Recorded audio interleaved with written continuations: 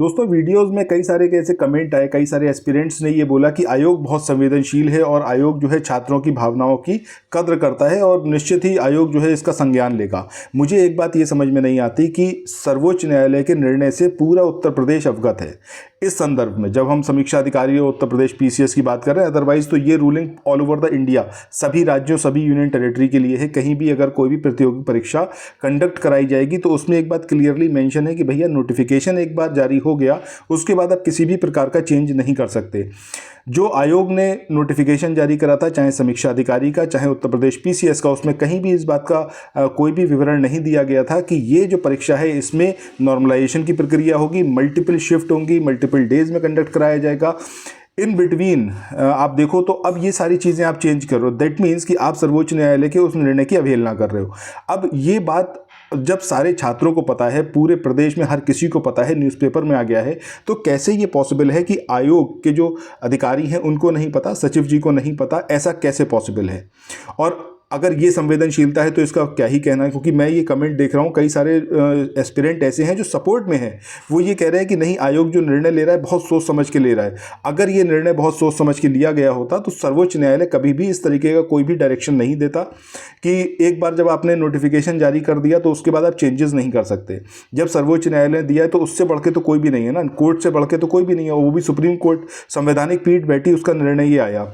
अब यहाँ पर मेरा कहना क्या है कि अगर आप ये देख रहे हो कि आयोग जो है बिल्कुल भी संवेदनशील नहीं है, अगर संवेदनशील होता तो अब ये न्यूज़ आए हुए काफ़ी टाइम हो गया सर्वोच्च न्यायालय के द्वारा, तो अब तक जो है आयोग ने कोई ना कोई नोटिस जारी कर दिया होता और इस बात को क्लियरली बता दिया होता कि भैया हम जो है इसके बारे में विचार कर रहे हैं, आप लोग धरना प्रदर्शन के लिए बिल्कुल मत आइए, हम जो है कोई सकारात्मक कदम उठाएंगे।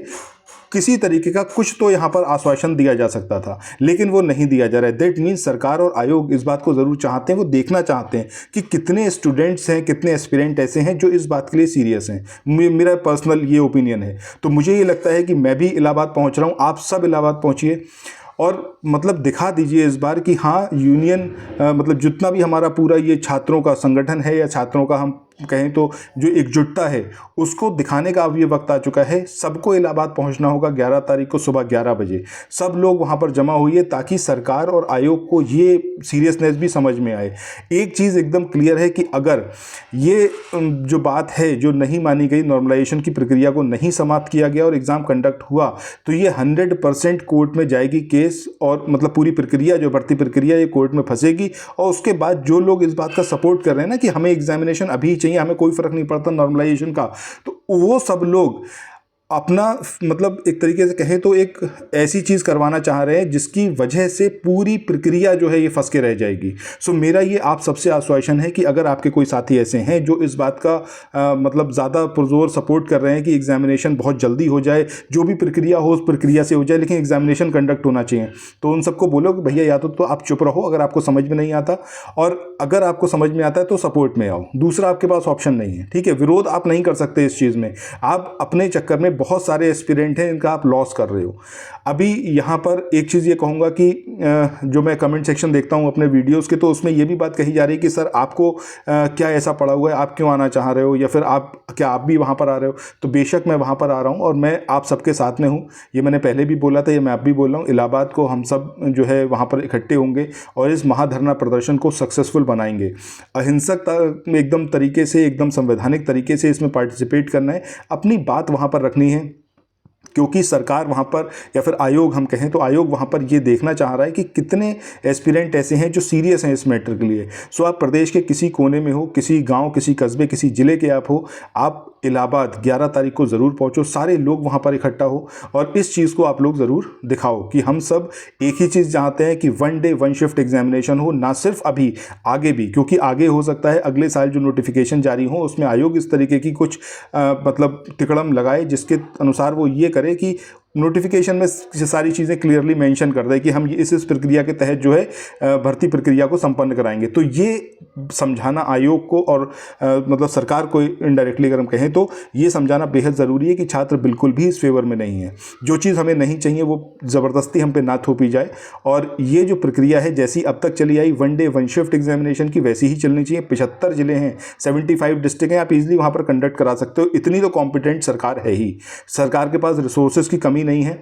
अगर आयोग को कुछ भी चाहिए, कोई भी रिक्वायरमेंट है, तो सरकार उसको फुलफ़िल करा सकती है। कॉन्स्टिट्यूशनल ऑर्गेनाइजेशन होती है, ठीक है, जो आपका स्टेट पीसीएस है, ठीक है।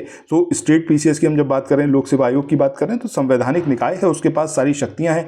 अगर किसी भी चीज़ की कमी पड़ रही है, आप सरकार से उसके बारे में बात करो, लेकिन छात्रों का अहित बिल्कुल भी मत करो। ये मेरी रिक्वेस्ट है अध्यक्ष जी से, और मैं ये चाहूँगा कि 11 तारीख को जो महाधरना है, उससे पहले ही अगर आयोग संज्ञान लेके इस बात की बात कर दे कि हाँ, बता दे कि भाई हम जो है सकारात्मक कदम उठाने जा रहे हैं और नॉर्मलाइजेशन की प्रक्रिया को हम समाप्त करेंगे, और अगली एग्जामिनेशन डेट क्या होगी उसके संदर्भ में आपको एक अलग नोटिस से बताएंगे, या फिर आप संभावित तिथियां वहां पर घोषित कर दो। तो इतने सारे एस्पिरेंट जो वहां पर पहुंच रहे हैं, क्योंकि कोई भी किसी भी जिले से पहुंचे, किसी भी गांव देहात से पहुंचे, ईजी नहीं है पहुंचना।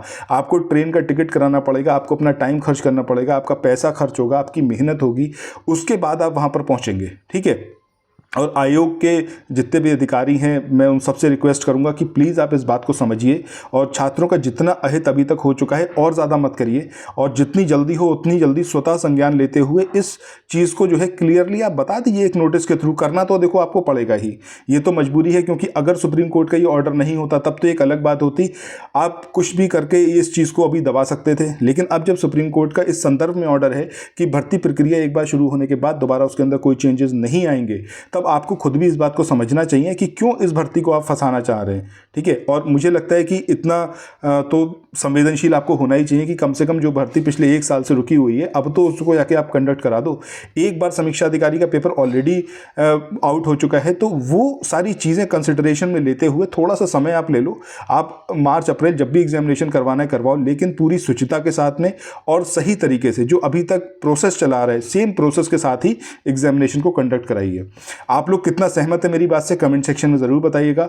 एक चीज़ और कहूँगा कि अगर आप लोग महेश वर्णवाल की बुक की पीडीएफ चाहते हैं, summary PDF free of cost है, आप टेलीग्राम चैनल को वहाँ पर ज्वाइन कर लेना, लिंक मैंने दिया हुआ है, वहाँ पर जाकर आप उसकी पीडीएफ ले सकते हो, ठीक है। चैप्टर वाइज पीडीएफ मिलती जाएगी, उससे आप पढ़ते रहिए, पढ़ाई बिल्कुल मत रोकिएगा, क्योंकि देखिए परीक्षा जब भी कंडक्ट हो, ठीक है, आपको पढ़ाई तो करनी ही पड़ेगी, और ज्योग्राफी बहुत इंपॉर्टेंट है।